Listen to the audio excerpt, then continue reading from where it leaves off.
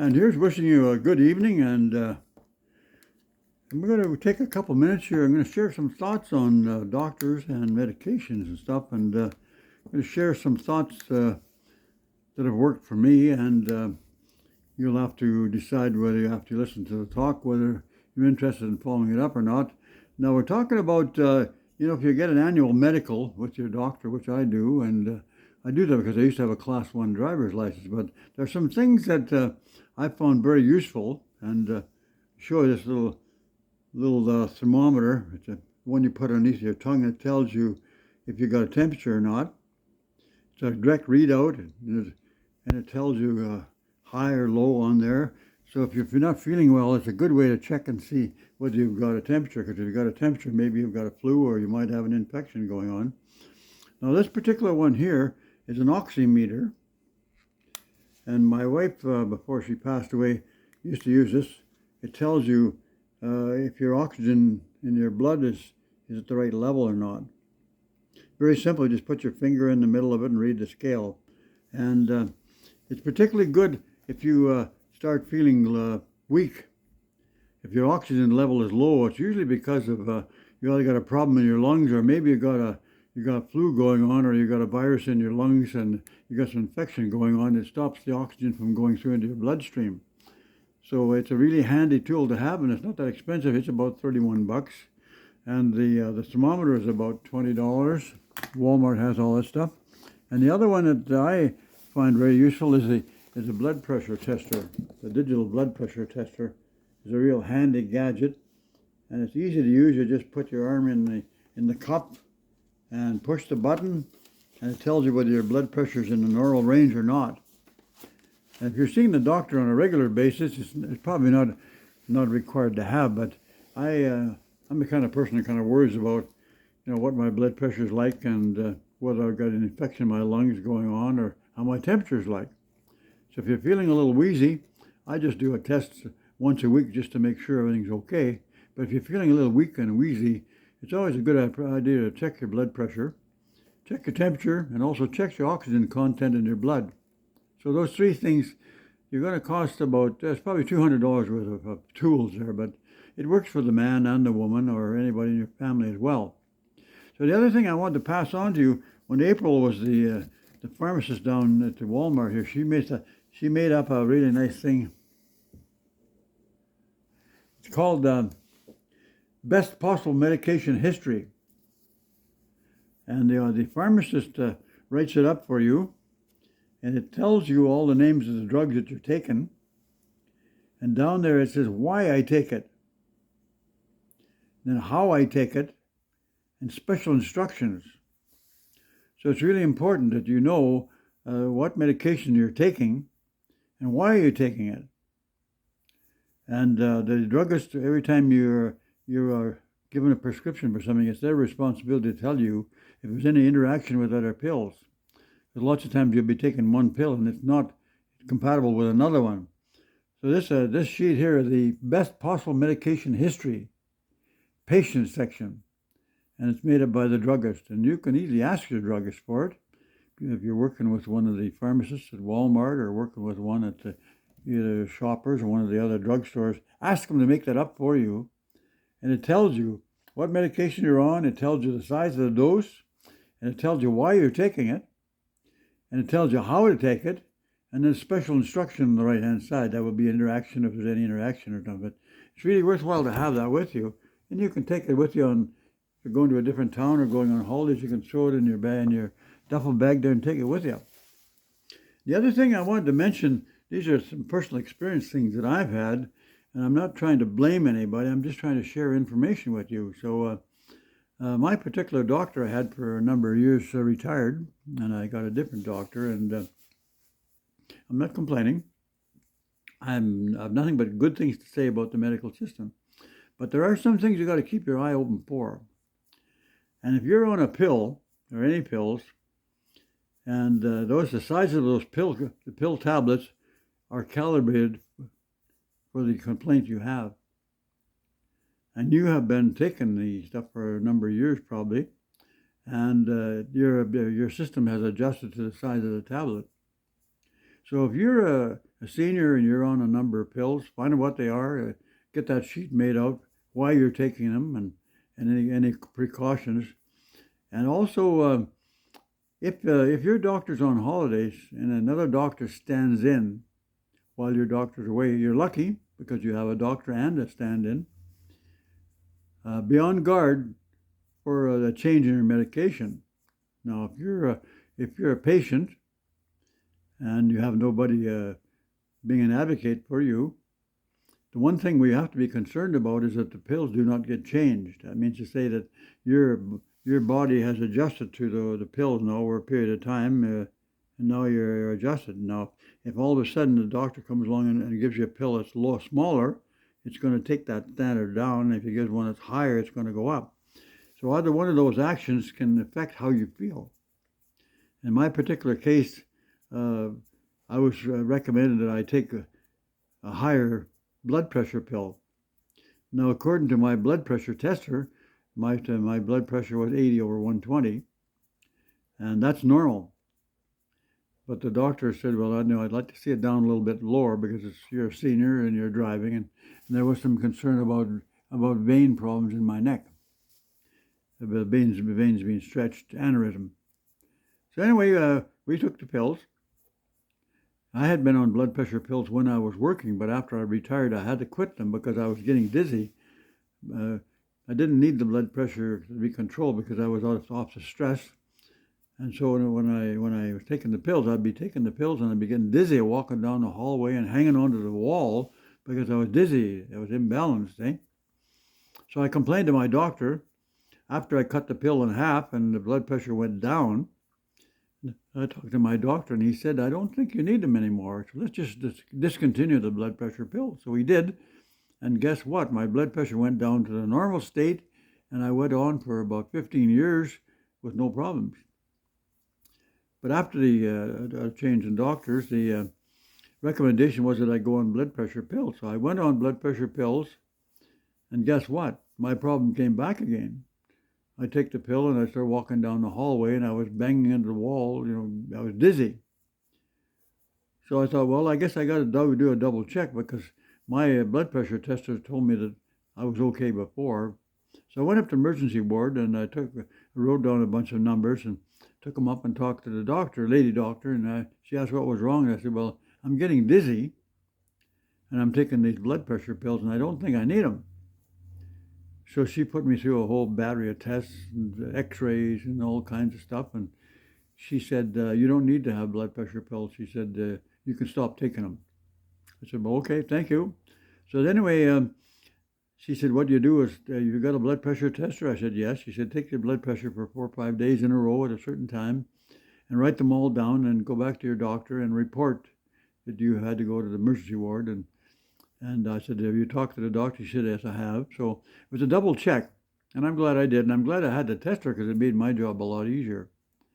So what I'm saying to you is be on guard if you've got a senior family member in the hospital or a family member or yourself. If you're a senior and you're up in the 80s, middle 80s, be on guard for changing your medications.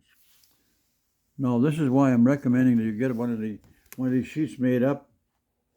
This is the sheet that says best possible medication history.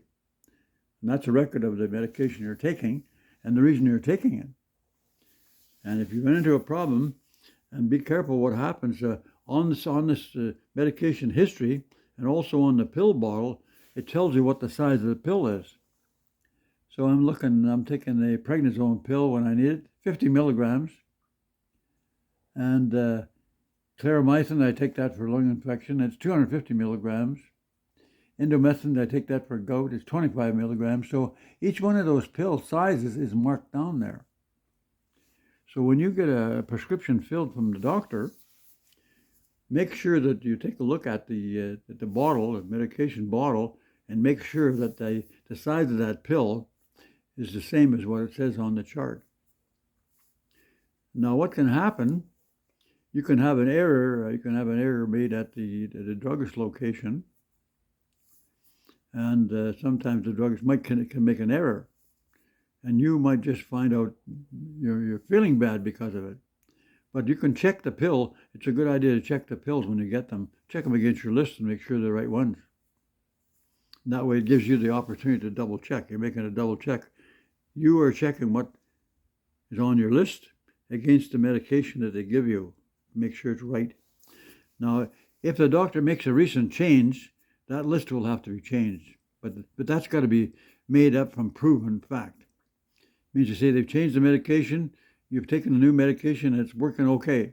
So you go back to the doctor and the pharmacist and tell them, it's working good for me, and your list is all corrected, and you're back in line again. And this list is going to be the double check you have. Your double check to make sure what the doctor's giving you. It's got the pill, the name of the pill, and the size of the dose, and any special instructions. And that's something really handy to have. Now, I want to tell you about another situation that occurred. As long as you have your regular doctor, if you have one, you'll have a better handle on your stuff because you'll be talking back and forth, and you'll be giving prescriptions, and the prescriptions will be marked down on the form, and you'll have a better chance of follow-up. Now, the other one that we ran into, and I'm not blaming people, I'm just saying that watch for this if you're a senior where you're taking medications, watch you don't change them. Unless you've complained about something, there's no reason for those pills to be changed. So what happened with mine, I took mine down to Walmart one time and asked them to fill up my pills, because I'm doing these pill packs, and asked them if they would fill up my pill packs.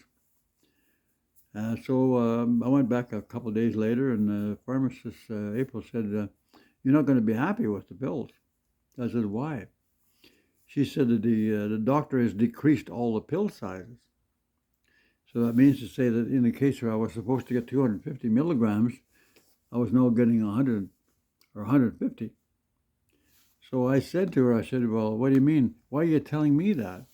She said, well, I told the doctor, it's a stand-in doctor, and I told him, and he didn't seem to be too interested. So I said, well, as far as I'm concerned, it's only my family doctor that can make changes to that, unless it's done by the emergency ward, if you happen to go to the emergency ward and they try you on a different medication. But your normal pills that you take every day, there should be no change in those unless you're involved with your regular doctor. So I went up and talked to the stand-in doctor and said, hey, I just came back from the Walmart pharmacy, and April tells me that you've changed all my medications, decreased the sizes of the pill. Yeah, he said, well, it's normally more than what I would prescribe. And I said, well, excuse me, I've been with my doctor over 25 years, and I've been taking pills for lung infections I get. And those pills have been taken and been proved out by historical use that they work. So now the things that you're putting on the list now, I've already taken those about 5 years ago, and they didn't work anymore. So now the doctor has put me on a pill of a higher viscosity, and they work now. So you, in fact, have been changing my pills now, and you're putting me back on something that didn't work before. So we're going backwards. And I'm questioning you. I'm saying that's wrong. As far as I'm concerned, I'm not taking them. I'm refusing to take them. So I'm telling the pharmacist, the whole damn works in the garbage, and I want you to go back to my original list, my list of working medications.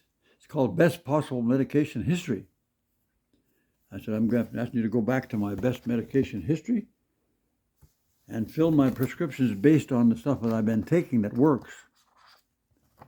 And the doctor was a little bit taken back, that I should be questioning him. And I said, I'm not a doctor here, but I'm telling you, I'm the end user, I'm the patient. And I'm the guy your guys are experimenting with. And I've already gone through the experimentation, and all the pills that are on my list are now working properly. So I'm refusing to take the dosage that you're prescribing. So I'm telling you to go back and prescribe them the way they were before, because they were working. And in fact, I'm telling the druggist to throw them in the garbage. I'm not taking them. So you can do what you want, but that's where I'm at. So the next morning, I go back to Walmart and talk to April. I said, "Have you had any information from the doctor?" And she said, "No, not yet." I said, "Well, I'm going to go up to the office again because I'm not giving up now because I need those bloody pills. And now the ones you're giving me are wrong, and I'm refusing to take them." So I go back up to the office, and And the steno says to met me at the steno location, and she said, "Oh, the fax has gone down." She said they've been all the pills are back where they were before. So I said, "Well, thank you very much. I guess we got through." And I go down, and April says, "Well, yeah, everything's fine. All the pills are now back on their same strength as they were before." And so we got the doctor corrected. Our list is still the same. I made the best possible medication list is still the same. And the medication has now been, all the other stuff been thrown in the garbage, and the medication is back on the same stuff again. So all I'm saying is that be very cautious out there, because if you're not doing your own advocacy, or if you've got a senior, let's say you've got a mom or dad or something in the hospital, and they're doling out pills to them, who the hell knows what's happening? Because if somebody, a doctor gets, they're not doing it on purpose. It's just the fact you got to remember that everybody's trained at a different level. So as a doctor with a lot of years who has been experiencing that, has already been trained, and he understands that. But if you get a new doctor on who doesn't have the experience yet, he's prescribing a different medication volume. So it's something to watch for in a family member or in your own health. So if you start feeling the punk, or the way to catch it is to make damn sure you get the medication list. I'll just repeat that one more time. It's called the Best Possible Medication History. BP,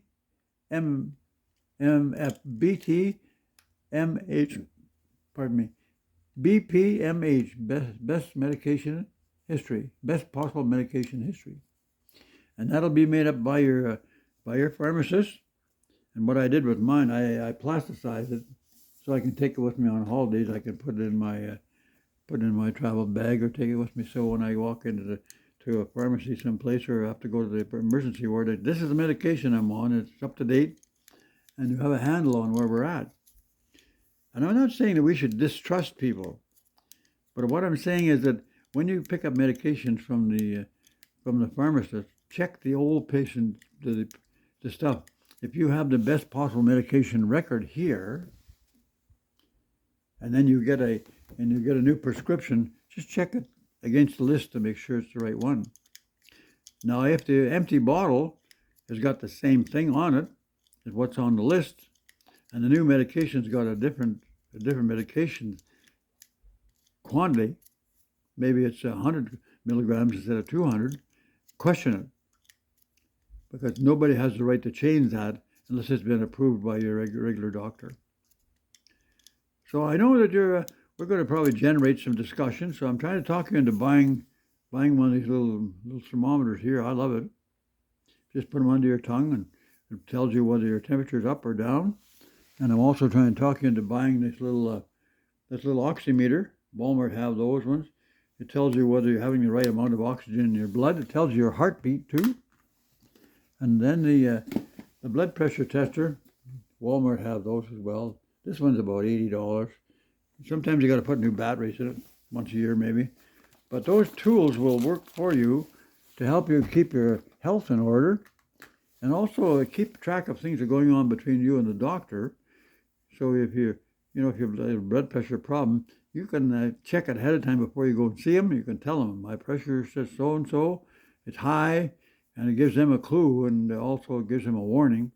And if they prescribe a blood pressure medication for you, and you're getting dizzy, check with your blood pressure tester, and go to the emergency ward if you have to.